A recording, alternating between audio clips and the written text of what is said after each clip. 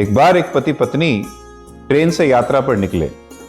Train के जिस compartment में वे यात्रा कर रहे थे, उसी कंपार्टमेंट में एक अन्य व्यक्ति भी यात्रा कर रहा था, जो यात्रा के प्रारंभ से ही श्री रामचरितमानस का पाठ कर रहा था। यात्रा लंबी थी।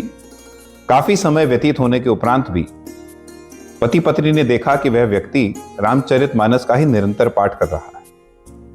उन्होंने उस व्यक्ति से कहा कि भैया, ऐसा क्या है इस रामायण में जो आप इतने लंबे समय से सिर्फ इसी का अध्ययन कर रहे हैं? बाहर देखिए, इतने सुंदर सुंदर दृश्य हमें यात्रा के दौरान देखने को मिल रहे हैं। वो व्यक्ति कुछ नहीं बोला। उसने सिर्फ इतना कहा कि आपके इस प्रश्न का उत्तर मैं नहीं, समय और परिस्थिति स्वयं आपको देंगे। यात्रा जारी रही। कुछ देर बाद एक स्टेशन आया और पति पत्नी कुछ खाने पीने का सामान लेने के लिए रेलवे स्टेशन पर उतरे। थोड़ी देर में ही पति ट्रेन में आ गया और ट्रेन चल पड़ी। तभी पति जोर से चीखा, हे भगवान! रामचरितमानस का पाठ कर रहे व्यक्ति ने पूछा कि क्या हुआ? पति बोला कि मेरी पत्नी नीचे स्टेशन पर, नीचे प्लेटफॉर्म पर ही रह गई और मैं ट्रेन में आ गया। पाठ कर रहे व्यक्ति ने कहा कि तुम मेरे से प्रश्न कर रहे थे ना कि रामायण का पाठ करने से क्या होता है।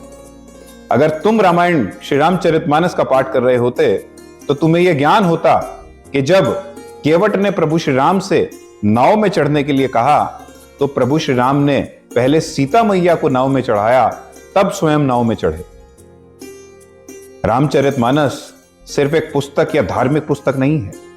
यह मानवीय, आदर्श मानवीय व्यवहारों की एक संहिता है जो हमें सिखाती है कि एक पति को, पुत्र को, मित्र को, भाई को, एक पुत्री को, पुत्रवधू को, बहन को किस तरह का आचरण, किस तरह की मर्यादाएं और किस तरह का व्यवहार अपने जीवन में अपनाना चाहिए। एक महाशास्त्र है रामायण, जिसकी बातें आज भी उतनी तार्किक और तर्क संगत है और व्यवहारिक हैं जितने कि प्रभु श्री राम के समय में थी। हम सभी को सिर्फ रामचरितमानस का अध्ययन ही नहीं करना चाहिए, हमें उसका अनुसरण भी करना चाहिए। हमें रामचरितमानस में दी गई शिक्षा को अपने जीवन में अपनाना भी चाहिए। और देखिए कैसे प्रभु श्री राम की कृपा से आपका और हमारा जीवन आनंदमय बन जाता है। जय श्री राम।